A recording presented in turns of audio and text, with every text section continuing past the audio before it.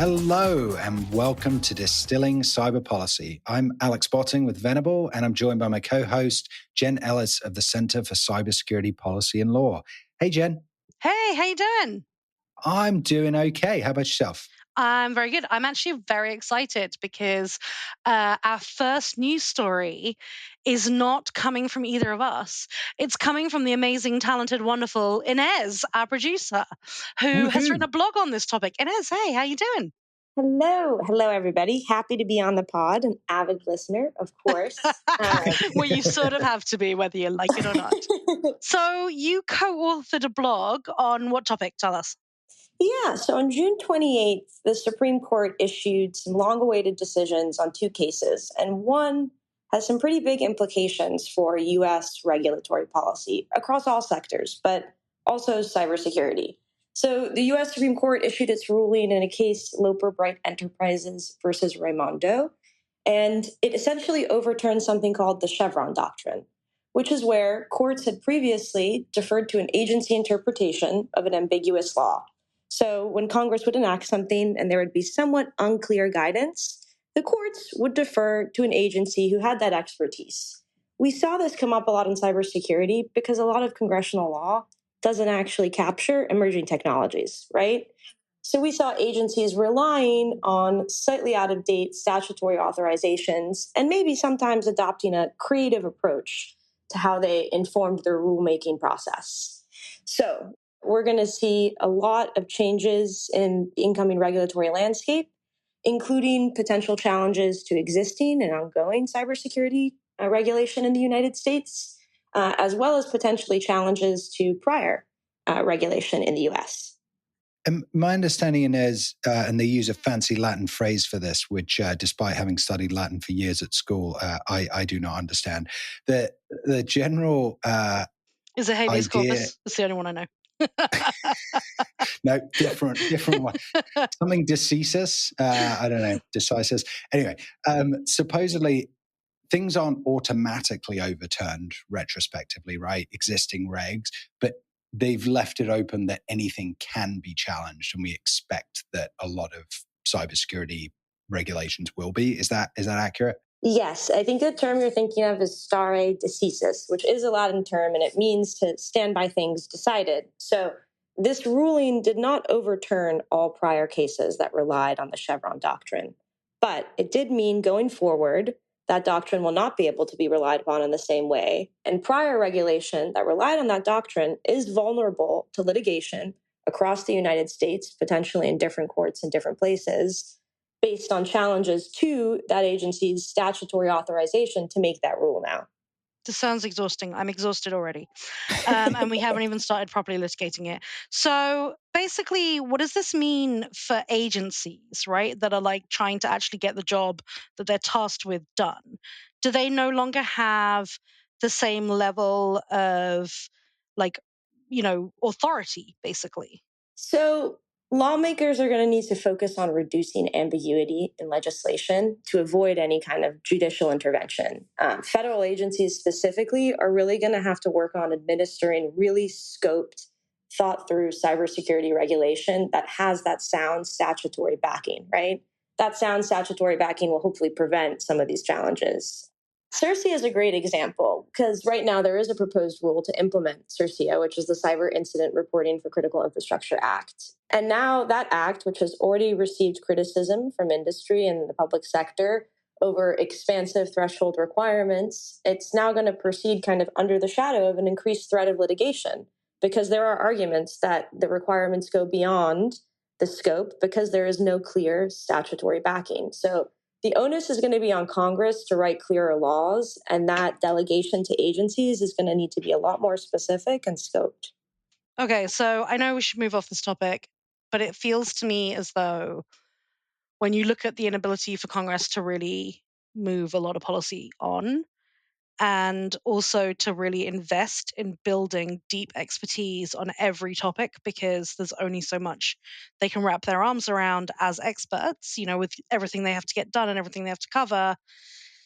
This is the kind of thing that feels like it really significantly kneecaps the ability for the US government to actually get stuff done, to actually govern effectively. 100%. And one thing I think is worth emphasizing here is this wasn't just an administration power grab, right?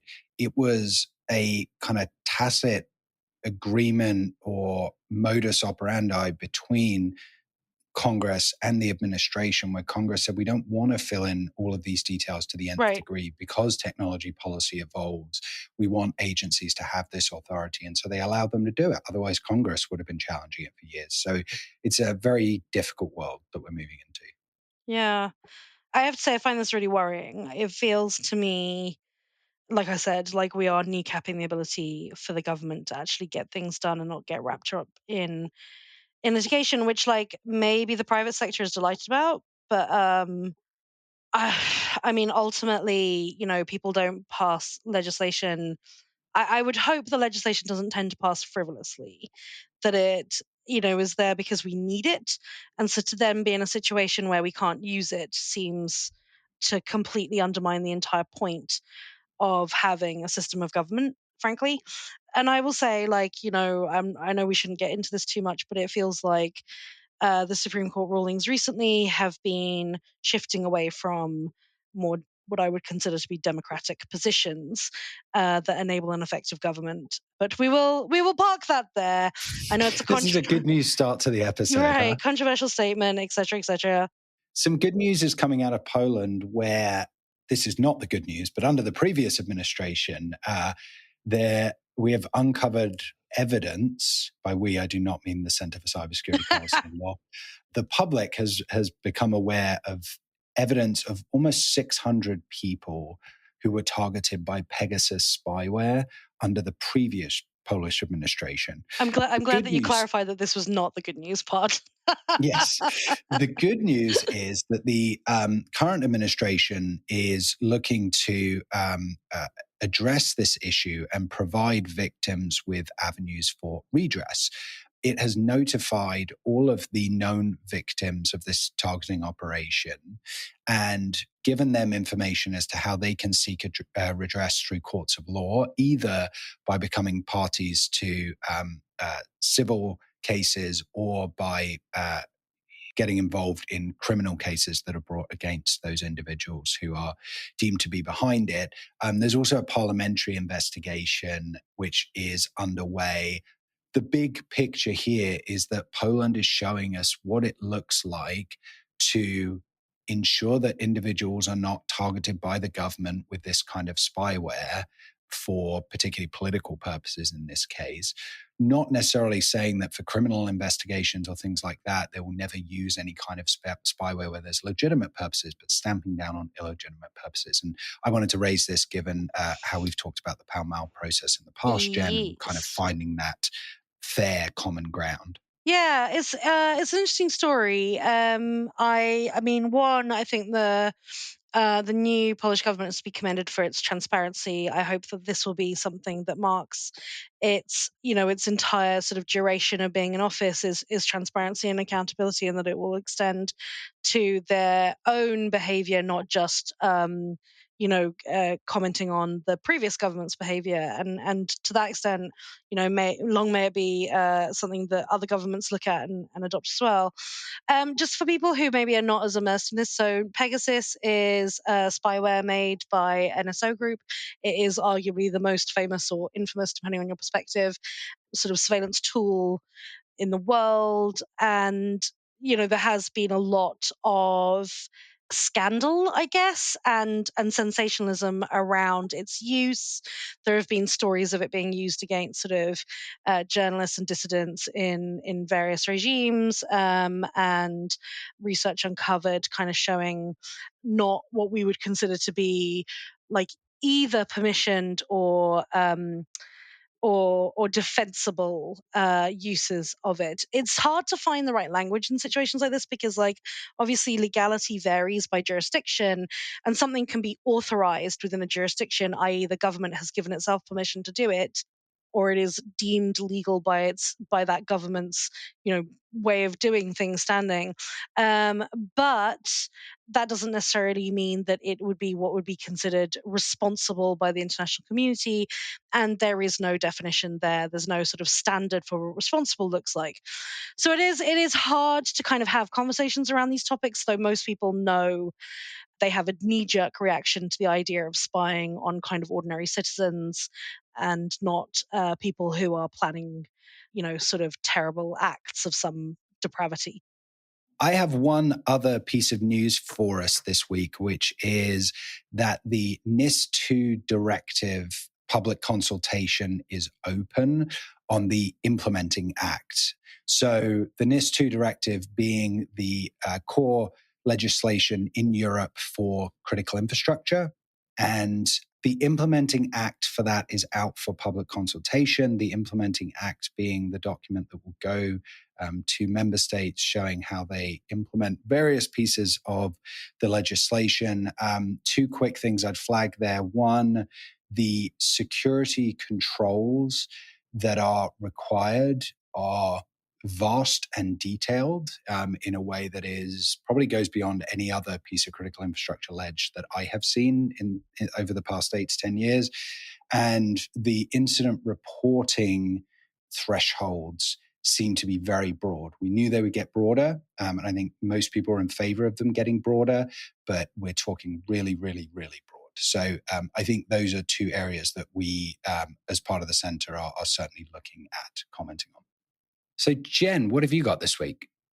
Nothing very much, just to say that, the UK government has been on a bit of a hiatus from its engagement on cyber policy stuff while it was in the run-up to the election. I should say an engagement, a hiatus on its engagement with the community, right? Like they've not been able to do anything that could seem like they were campaigning as public servants.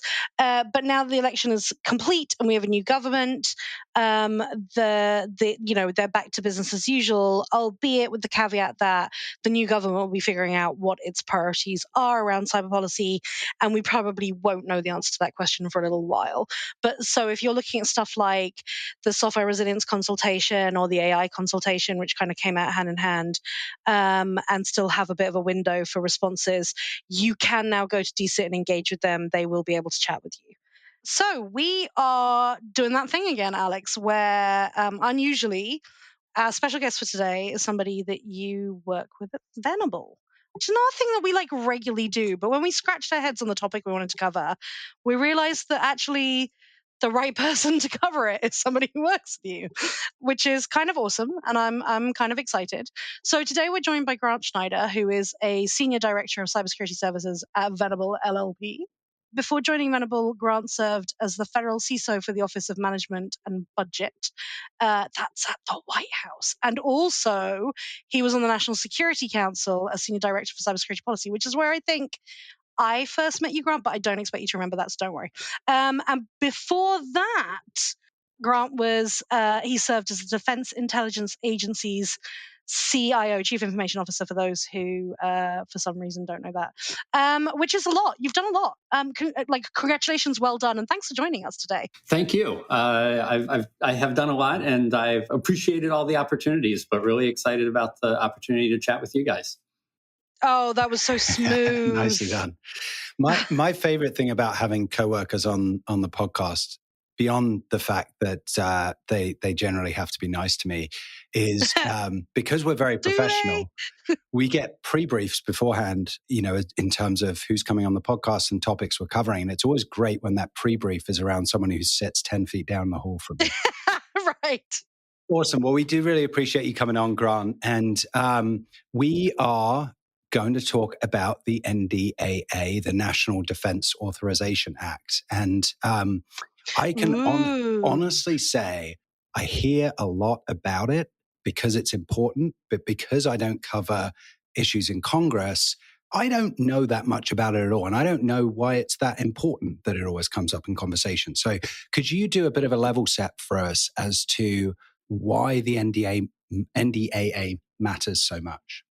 So the NDAA, which is the National Defense Authorization Act, it is basically guidance for, let me back up maybe one second. There's a couple things that, Congress does a number of different things. Two of those are they provide authorization to federal departments and agencies to do things, and they provide appropriations to federal agencies and departments to do things. Appropriations meaning dollars, and then authorization is authorizing the agencies to actually spend those dollars and putting caveats around how those dollars are going to be spent. So the Authorization Act typically is a companion or goes with the appropriations. As probably most of the listeners know, getting appropriations through Congress has been really hard. We've had lots of continuing resolutions. We will almost certainly have one again, going into the fiscal year 2025. However, the NDAA has special significance because it's one of the few, quote unquote, must pass bills. So it is a bill that Congress almost every single year does eventually find a way to pass the NDAA. And, this year we also anticipate that the FY 2025 NDAA will get passed. And while it's the National Defense Authorization Act, aimed at the Department of Defense and authorizing activities inside the Department of Defense, because it's something that's going to get passed by Congress, it becomes an avenue for all sorts of other bills that members of Congress want to get passed into law to try and get those added on as amendments, even if they have very little or perhaps even nothing to do with the Defense Department. It's just viewed as a vehicle to get things through Congress. So I just wanted to pause you there because, I feel like if I heard that and I had no reference point here, that would sound slightly shady to me, as if things were kind of getting sort of put in under cover of something else. But it is a completely standard thing, right? It happens year over year. It's happened for a long time. It is standard practice. Is that right? Absolutely. It is standard practice. It has happened for years. And those things that are added on, I think from a process standpoint, maybe it feels a little shady. However, it's not like they're unknown to the other committees that would have been the committees of jurisdiction. So typically, things that get added will have already gone through the committee of jurisdiction, and there needs to be an agreement between the typical committee of jurisdiction and the defense committees in order for it to get onto the NDAA. So it's not circumventing the appropriate process. I mean, it's circumventing the need to just pass a whole bunch of individual bills, which is very, very hard. Right. Is it fair to say that the reason it's very, very hard to pass other bills is just sort of partisan gridlock? Is that accurate? Yes, very much so. So at a high level, then, we should have, say, 20 bills, just to pick a number, that go through individual committees and get voted on. And instead, because we can't get those individually voted on and passed, we basically take the bills after committee and funnel them into the NDAA so they can all get passed as one package, which is a quote unquote must pass. When we say must pass, is that constitutionally or is that just convention because we're talking about the military? It's convention because, and I was going to mention that exactly, Alex, there is bipartisan support for the military in general. And there always has been. And even though there's differences of opinions, generally Congress wants to be seen as supporting the military. And so the Defense Authorization Act is going to get done. So lots of other things that people couldn't find another avenue for, they'll look to try to put onto the NDAA. And we will see, upwards of 1,500 potential amendments to the NDAA, people trying to get things onto them. Yes. That's a lot. So where are we in the timeline in terms of the passage of the NDAA?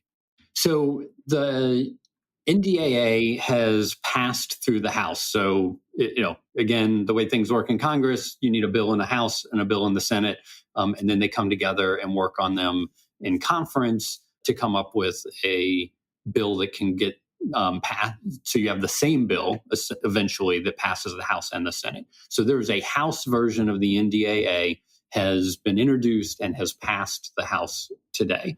The Senate is working on their version of the NDAA, and then at some point they will come together how publicly they do that. Typically, the House is a little more transparent on their process and the content than the Senate is. The Senate's usually a little more close hold on the NDAA, but eventually they will come together and then try to pass that out of the, get the same bill so it can be passed by the House and the Senate.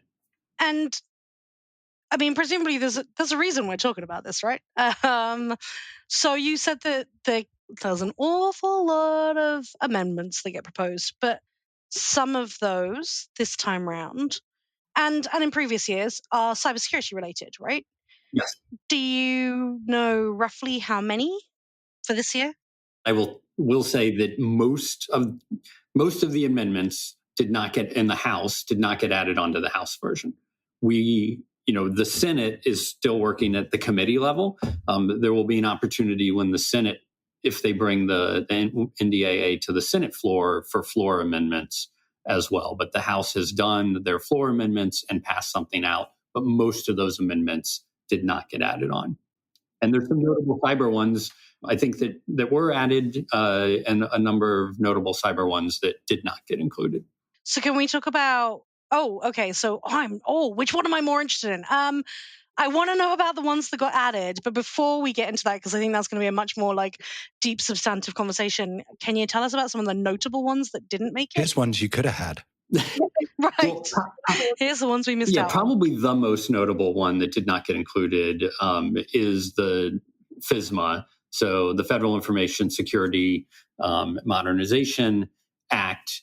An update to that, which Congress has been trying for the last a millennium. The last update was in 2014, and they've been trying very hard for the last few years, probably even longer, to get an update to FISMA.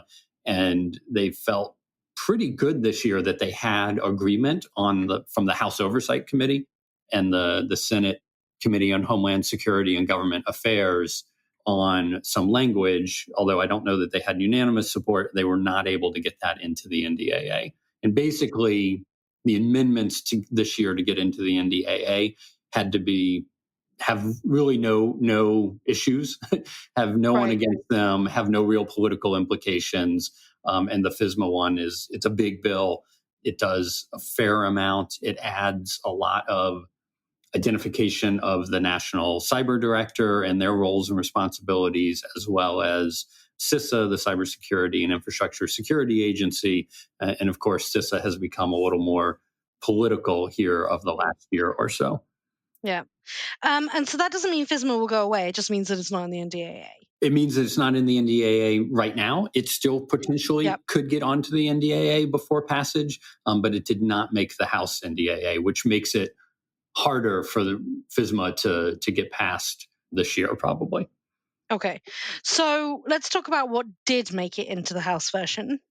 Yeah, so what do you got? So there's a number of things, and I'll put them into kind of two categories. One, there's a whole bunch of cyber things that are very much about the Department of Defense and things that the Department of Defense needs to go do and should be considering, such as how does DoD's zero trust strategy apply to what the military has coined their Internet of Military Things? Think IoT of military devices. So very DoD focused on how are you implementing cybersecurity.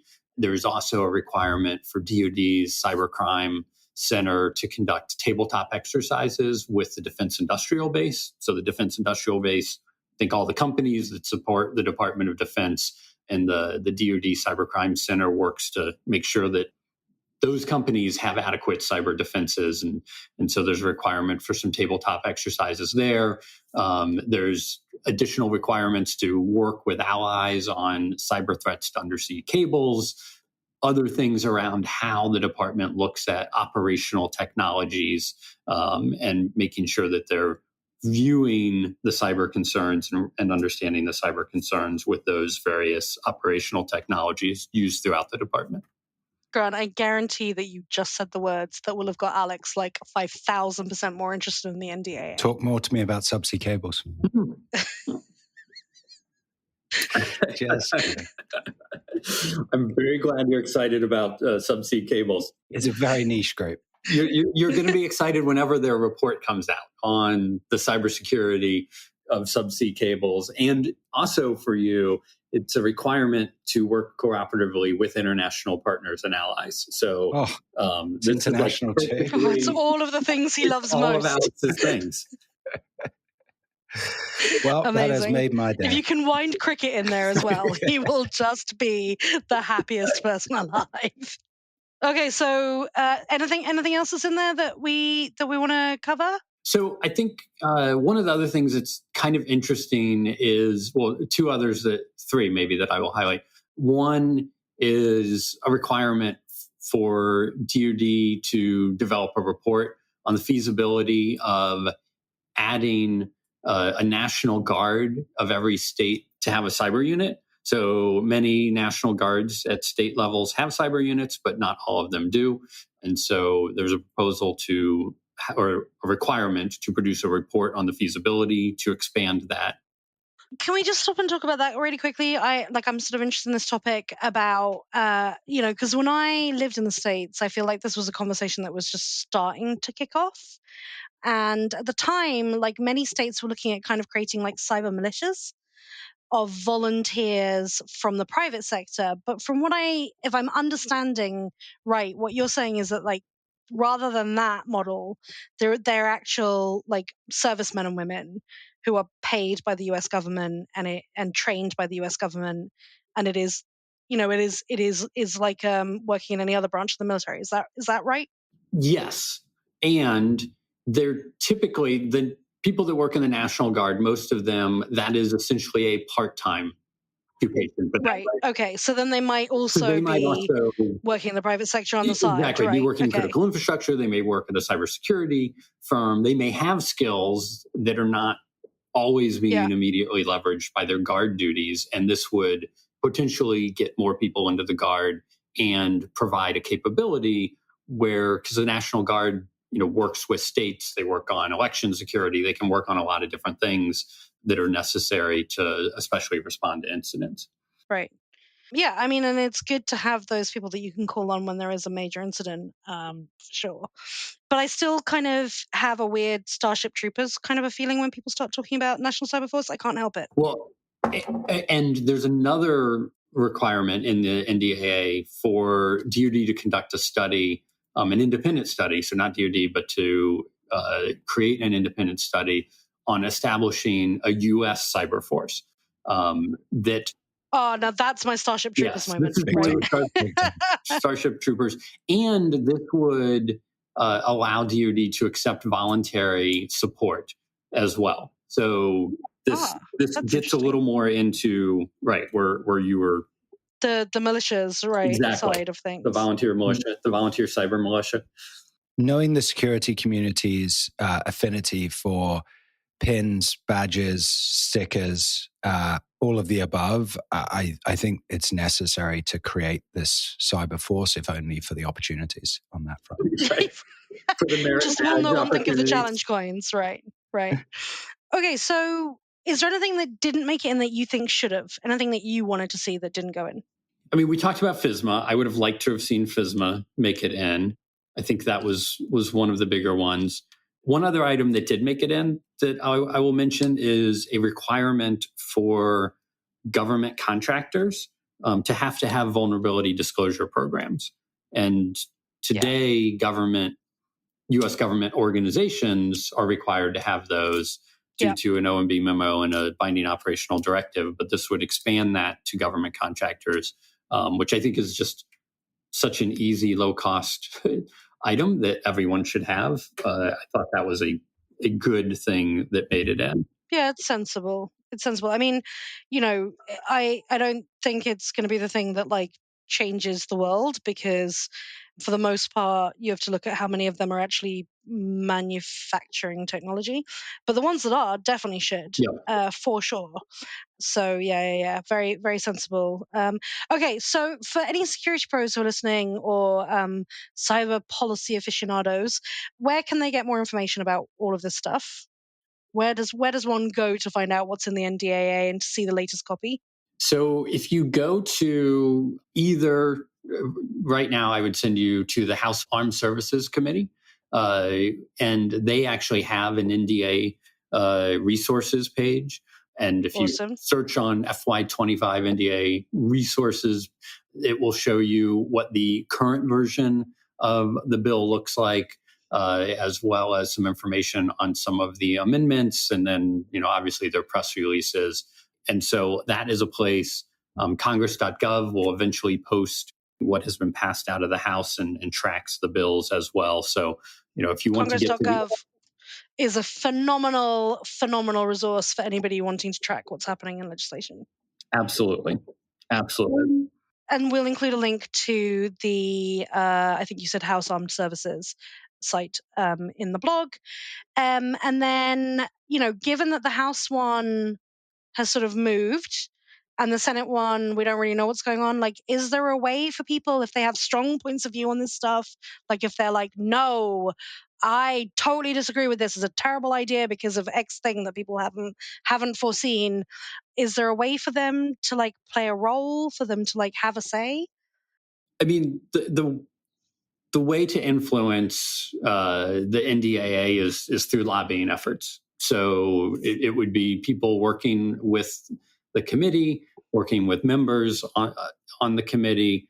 And, there's a lot of people out there trying to get things onto the NDAA, right? Both language and authorizations of money. There's certainly people also trying to prevent things from getting on. So, the House Armed Services Committee and the Senate Armed Services Committee staffers field a lot of calls from a lot of interested parties trying to influence this process. So when we include that link for the House Armed Services site, there will also be somewhere on that site a tab that basically says who's on the committee. You can look them up. You can look up their offices. There's normally a way of contacting their offices. And you can literally send an email saying, regarding this thing, I have expertise in it in this way. And I would urge you to consider this point, right? You can do stuff like that. Absolutely. If you want to have your say. Yep. Cool. Grant, thank you so much for coming and talking to us about this. It's a bit of a tricky topic because it's so big, because there's, hundreds of amendments, as we've said, right? And so we really appreciate you coming and sharing your expertise with us about it. And this is going to be one that we watch, right? One that evolves. So I hope that we can talk to you again in the future as this sort of shapes out.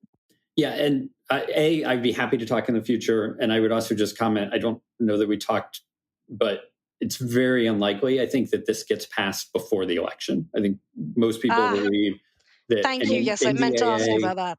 Yeah, that the Senate's doing their work now. They will come together. But most people think this will probably get delayed until after the election and be in the lame duck session of Congress between the election and the end of the calendar year. Awesome. That's really helpful. And, the outcome of the election will certainly have some bearing on how these things are carried forward, right? Absolutely. Awesome. Grant, thank you so much for joining us. We really appreciate it. We look forward to chatting with you more about this topic. Thank you both. So thank you again to our guest, Grant. And on to our community corner section. Still not over the joy and relief of not having to answer trivia questions, I got to tell you. So this week, we are joined by one of my favorite people, somebody I've known for a long time, and who I have had the pleasure of working with in a number of different ways. We are joined by Katie Noble, who is one of the lead organizers of policy at DEF CON, which is why she's come to talk to us today. We're going to talk about that a little bit. But prior to this, which she does in a volunteer capacity, Katie worked in the US government for a long time. She was at CISA, and I worked with her on some vulnerability stuff. Before that, she was in the military, and she was doing stuff with bombs. I mean, she's a badass, right? You don't mess with the noble. Katie, thank you for joining us. I'm sorry, I should stop telling people, but you're just cool. What can I tell you? Oh, thanks. It's pretty cool. Awesome. But we're not here to talk about bombs. We're hopefully, anyway. I'm sure there are people listening who were at DEF CON last year who are like thinking about the bomb threats that got called in. Let's not do that again this year, guys. Let's not do that. It's a bad idea. Should we insert an S-bomb joke here? Oh, yes, thanks. Alan Friedman will give you your money later, no doubt. Right, so moving on from all of these reference points, let's talk about policy at DEF CON. What is it? What's it all about? So policy at DEF CON is really about bringing together public policy. So when we say policy, we're really talking about things like government regulations and standards and policies in a macro sense, not in a micro sense. So sometimes people... We're not talking about corporate policy. Yeah, exactly. Sometimes people, when they think policy, we're thinking about like policies that you would use, like security policies in your environment, right? But that's not really what we're talking about. We're talking about... Oh, you sound like a person who's had to go through a CFP recently. Maybe. And weed out some talks that were not particularly relevant. It's possible. So we're talking really about public policy. So international, U.S., global public cyber policy specifically. And what we're trying to do is bring together security practitioners, hackers, defense folks, and these policymakers together. Because what happens is we live in a world where the real world and the online world are the same world. They're no longer these separate entities that if your, computer goes down, oh no, I'm just inconvenienced. Like, no, we're talking like critical safety systems, critical infrastructure and safety systems, and life-threatening consequences. So it's really important that our policymakers understand the consequences of the legislation and the regulations and standards they write. And what better way to do that than to actually have a conversation with real life security practitioners and hackers? If you don't know how to break it, then how can you possibly fix it? So that's really what DEF CON policy is aiming to do. I love it. And I think it's a really important point you make as well about creating those connections. I know a colleague of mine who formerly worked in an international government, highly recommends it from his time and has recommended it to his counterpart government colleagues around the world. I think you can give him a name check. You can say that you're talking about Adam Doble, who's going to be speaking at DEF CON policy this year. I think it's okay for you to say that.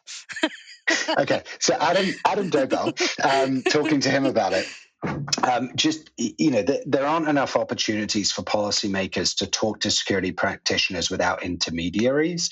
And whilst being an intermediary myself, there's a valuable role that policy people play in sort of the two-way translation and, having some of the geopolitical context, but supplementing that with these kind of opportunities to talk to the people who are, on the front lines, quote unquote, I think is a fantastic opportunity. Yeah, I agree. So Katie, other than Adam, and I think actually we should also mention Harley, right? Like they're colleagues at Venable, and they are going to be working together again on a session for policy at DEF CON, along with Peter Stevens from the UK, who doesn't work for Venable. Just to clarify, they're going to be running a session. What session is that they're doing? Yes. So speaking about Peter, he is absolutely one of my favorite people. Just to say, he may not work at Venable, but he's definitely one of my favorite people. They are all three of them wonderful. They are all three of them wonderful people. They are my favorite. Like, just if you have a question and it's a complicated question, any one of them you can go to and get an easy to understand answer that's digestible, and it's just such a breath of fresh air. But I love them all. Yeah. So they are the trio there. Will actually be teaching a intro to U.S. and international public policy. So it'll be the first session as our opening session first thing on Friday morning. So we set the stage with what is all of this. And that'll be a 2-hour workshop style session. So we're super, super excited about that. We do. Sounds fantastic. Yeah, we have a pretty packed agenda, which we're really pretty excited about. We are a little smaller than we were in the past. So we've been doing this now for a couple of years. In the past, we've had several big rooms. This year, we moved spaces. Well, new venue, right? So new venue. So we're really excited about that. And we have some really awesome content coming in. We also get a new thing this year that we've never had before, which is we get to space on the creators stage, which is kind of a centralized stage that a lot of the villages use. So it's very, these stages are very centralized. They get a very wide kind of audience, and we're really excited about some of the content that's going on the creator stage as well. So with the new venue, like, I don't know what it all looks like and how spread out everything is this year, but like, are you easy to find? Like, what do people need to know if they want to get involved? What are the main things? Yeah, so our creator stage is creator stage 4, and our main space is on the second floor in one of the skyboxes. So I haven't yet been to the new layout, but I'm told that it is a really cool layout. It's very open, and so it's pretty easy to get around. Cool. There's not a lot of hidden kind of hallways or anything, so it's pretty easy to kind of figure out your way around. But we are certainly on the second floor in a skybox, so we kind of overlook, which is really cool for our Friday and Saturday night happy hour mixers. We get to sort of overlook the entire conference, which is nice, just delightful. Yeah, that's lovely. Okay, so last thing. So you kind of talked about, for the security people who are going, why they should kind of want to know about policy. And like you also talked about, you and Alex talked about the benefits to policymakers. But like for policy people who are thinking about going to the Vegas events this year, and I'm going to make you responsible for all 3 of the main Vegas events besides Las Vegas, Black Hat, and DEF CON, even though we're primarily talking about DEF CON at the moment. What should they know? Like if you're a policy person, either in a government or you're cyber policy related in some other way, and you're going to one of these conferences or maybe all 3 for the first time, what should they know? Yeah, so I would say, so the first time I went to DEF CON many years ago, I was a government employee, and I was taking over kind of vulnerability coordination. And so things like the CVE program and the NVD program. And I was very, deer in headlights. What is going on here? How do I manage this? Because I'd spent my entire life kind of in a government apparatus. And while government people are people too, there's a little bit of a culture there that is different and unique. And so I would say that for the government practitioners that are going, there is no reason for you to wear a suit. You can be as comfortable as you like. And really just understanding that it's not as intimidating as it might seem. I was really pretty intimidated the first time around, just trying to figure out, what is what and who is who. There's so much to see and so much to do and so many people to interact with. I would say that my favorite thing to do when I go to DEF CON Black Hat, besides Hacker Summer Camp, as we call it, is really just talk to people. So setting aside time to just talk to people, the happy hours and the coffee breaks and sometimes just the long walk between one part of the conference center to another.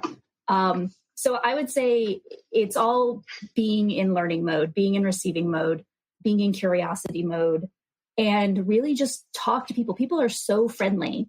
If you just say, hey, you know what? I don't understand what that is. Can you explain that to me? And just having that humility and having that kind of, personality. Yeah, don't be afraid to ask questions, right? Yeah, I think people really respond to that. Okay, awesome. Thank you. I think that's great advice and a great note for us to land on. I do want to just quickly give a shout out to your partner in cyber policy development for DEF CON, which is Alex Romero, who sadly couldn't join us today, but is doing a lot of work as well. I know both of you are volunteering a lot of your time, and on behalf of the security community and the policy community, thank you for that. We appreciate it. It's awfully good of you. So I hope everything goes off without a hitch, and you have a very successful event. I hope lots of people will come and enjoy the content, and we look forward to hearing more about it later. Thanks, Katie. Which just leaves me to thank, as usual, my wonderful co-host, Alex Botting, our amazing producer, Inez, and, of course, you, our brilliant listeners. Until next episode, enjoy what I'm hoping is much nicer weather for you than it is for me.